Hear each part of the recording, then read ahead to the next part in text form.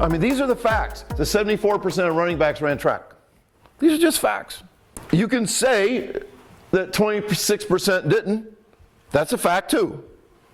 But as a friend of mine said, it's kind of like when you're playing, if you know anything about blackjack, you know, like you're playing against a face card and you get dealt 2 9s. What are you supposed to do? You're supposed to stay, don't you? You stay with an 18? You know? Okay. The dumbest thing in the world would be to split those 2 9s and draw to both of them. Could you split them both and still win? Yes, but everybody at the table are going to think you're an idiot. That's the way I would think of a great running back who has a possible NFL career not running track. Sure, you might be fine, but the mass that you have to keep on your body, you better stay fast. A kid emailed his head coach and he said, would it be a bad idea to run track this season? I was looking forward to running this year, but I talked to Coach Silky and he told me out of sight, out of mind. Can you believe this shit happens? Out of sight, out of mind. You go out for track, forget you. But I wanted to run track as well as to get known by the coaching staff early. So, I mean, I want to play football, but I also want to do track. And so the head coach says, your call, man. I tell you guys, it's a passion. If you can't live without it, go ahead and do it. I don't subscribe to the adage that track makes you faster, if that's why you go out. It's a totally different type of speed. The biggest reason why our juniors don't play as juniors is strength, not speed. This happens in high schools all over America, and this guy should be fired. Should be fired like 10 years ago. The problem is he goes 10-2 every year because he has great kids, incredible facilities, and all that. And like I say, that our process always justifies. No, our results always justifies our process. Now, people who really know think that 10-2 is a bad year where he's at. That somebody that was a better coach would be better than 10-2 every year. But anyway, that's the way too many coaches do it. Questions? Comments? Yeah. Yeah, one thing. Yep. So just kind of looking at different athletes, and I've been kind of tracking KPI data for everything that I've done the last 6 years. Yep. So simple as measuring broad jumps, med ball throws, sprint times. What have you learned? Well, this is what I was kind of getting to. I thought we were doing good sprint training probably 4 or 5 years ago when I was tracking this stuff, and we were running, but nothing over like 15, 20 yards. And our times were getting a little bit better, but it wasn't anything that was like groundbreaking. We were getting stronger, so all our numbers went up. Our times didn't necessarily get slower, but they didn't necessarily get faster. Did you find that guys that can clean well, vertical jump went better? You know, the vertical jump was the toughest thing for us to get to. I felt like the vertical jump, like the squats and all that stuff went up. The vertical jump, if it did go up, it was at a smaller percent. Okay. But our guys that did vertical jump better always ran better. Okay. So a KPI for sprinting was how high you jump. I agree. So we found if, you know, our top 10% vertical jumpers were also very close to our top 10% in some of our 40s that we were timing. Yeah, I would agree with that too. Jumping is an absolute, you know, the better. That's why I say, even if you can't sprint, don't go on a 3-mile run. Just jump. Don't jump to get tired, but jump, rest, jump some more, bound. Just jump, jump, jump. One of the things that you mentioned that I think is an interesting thing, football is an acceleration sport. Agreed? Like, it's an acceleration sport. People seldom, if ever, get to top speed. So your intuition is kind of like, let's just train acceleration. Right? Let's just train acceleration, and that's normally what happens. I totally disagree because in my data, the faster your max speed, the faster your acceleration. If I find somebody running 24 miles an hour, is he a piss poor accelerator? I mean, he's like a rocket. Woo! Okay, so once again, it's kind of like guys that jump well, sprint fast. Let's jump more to get faster. Okay, if guys that have high top speeds are good at acceleration, let's get top speed going. I trained a guy that played for the Colts, running back, and his acceleration numbers were better than Marcellus. Better than Marcellus. However, his top speed would not have made my 4x1. I told him that he was an untrained Olympic sprinter. And he said, yeah, but my acceleration's still good. I said, but can you imagine what your acceleration would have been if you would have been trained at top speed as well? I believe that strongly, that top speed is it. Now, here's the second reason why acceleration is the only thing that's ever trained. You don't get hurt. Push, push, push. No hamstring problems. You're just pushing out.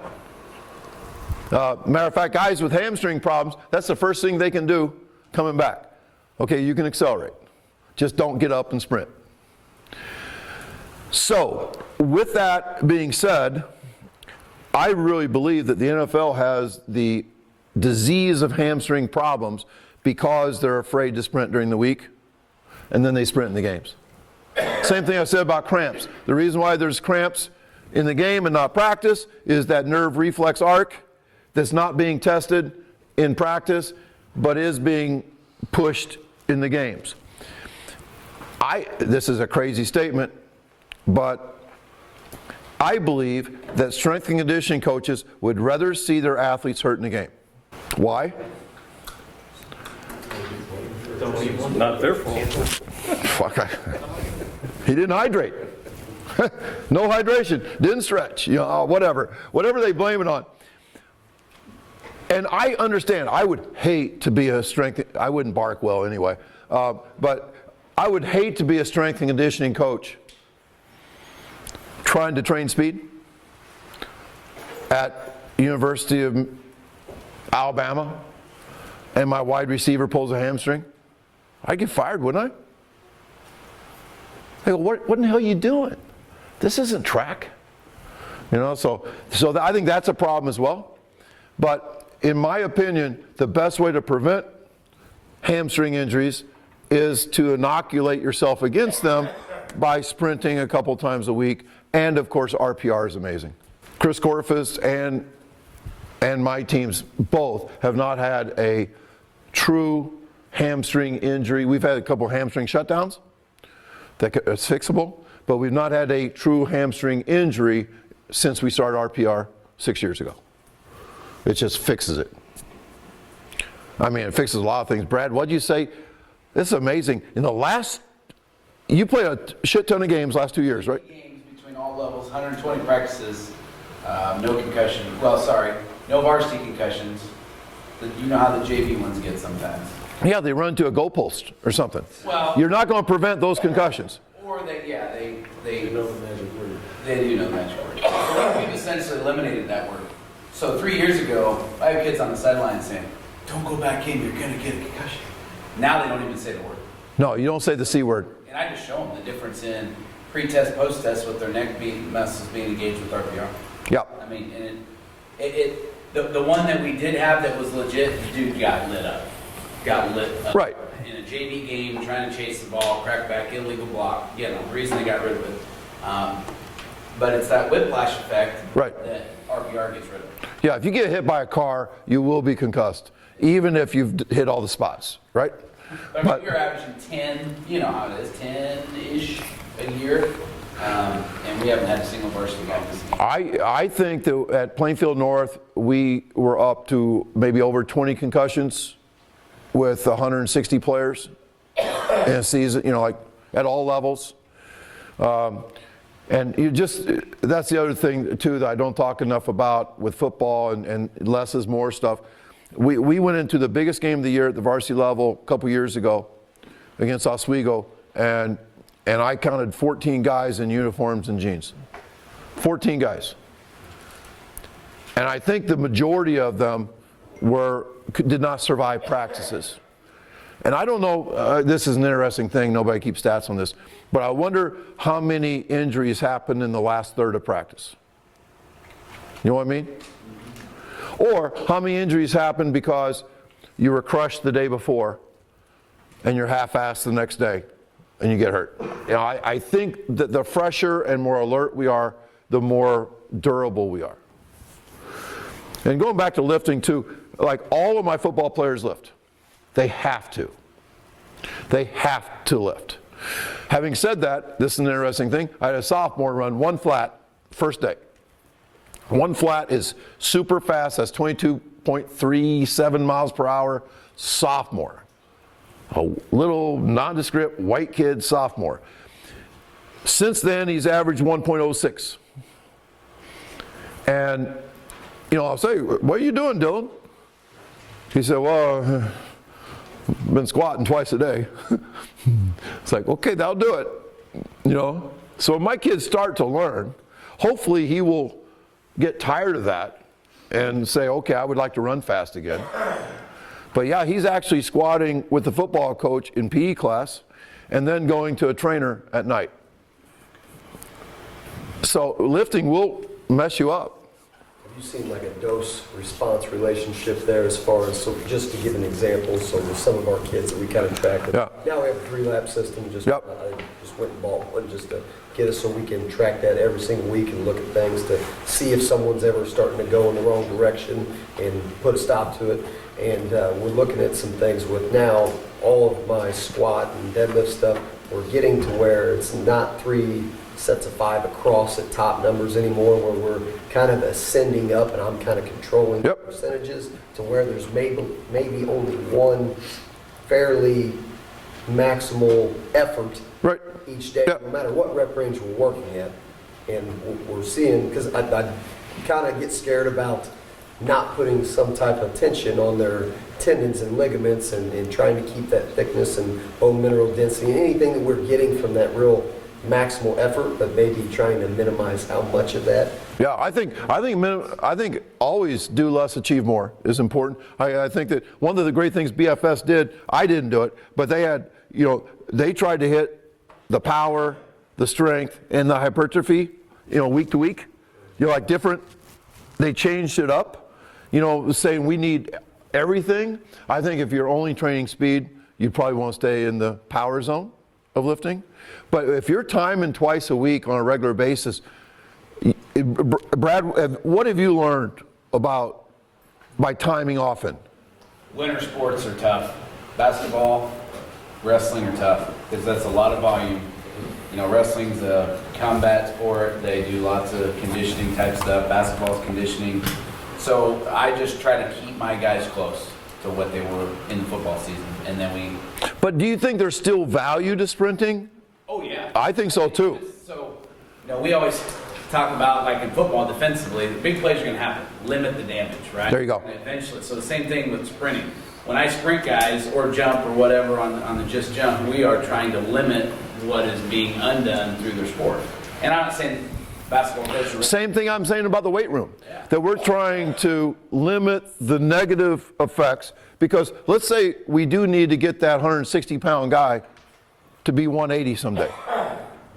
That does not help his sprinting. So we have to make sure that we're still sprinting, so at least he's as fast. As fast. And then you got to decide, like I've got a couple sophomore running backs that are 135. You know, they're 4'8", they hit 4'7". If I can keep them at 4'7" and they can be 160, that's probably going to be more conducive to football. I mean, because 135, they're not going to hold up. They're just not. So you got to, I mean, track's track, football's football. You got to find the right mix, and that's. I think generally speaking, as you can do whatever. Hell, I used to tell my football coach, I don't care what you do, as long as you don't give the kids, as long as you don't screw up my sprint practice. So if you have to squat, do it on Thursday when they have the next 3 days off. And other than that, I don't care what in the hell you do, as long as they're still sprinting. And it worked well for us. You know, I think kids, when you keep timing, When they run slow, they want to know why. Did you sleep good last night? No. Did you squat today? Yeah. I mean, okay, that's 3 strikes and you're out, you know. I mean, but they will start learning from that. I mean, if they forget their spikes, they're going to be slow. They will learn to bring their spikes. If they try to take short, choppy steps, they will be slow. They will learn. I mean, they're actually learning how to sprint by simply timing them. They run real fast. What'd you do different? Well, I just really focused on my arm, you know, like whatever it takes. I mean, so I think it just corrects a lot of different things when you sprint. I don't know if you've heard this, but some S&C coaches will actually claim they're getting faster. And you say, how often do you time? Say, we test once a month. I think that's nuts. I think you're setting kids up for injury. I don't think you can say they're getting faster. It's just weird. Or they say we never sprint maximally, we always accelerate. There's some major college that have given up sprinting. Because, I mean, literally, like, because they get people hurt. I forgot where, somewhere around Nebraska, Kansas, probably Kansas.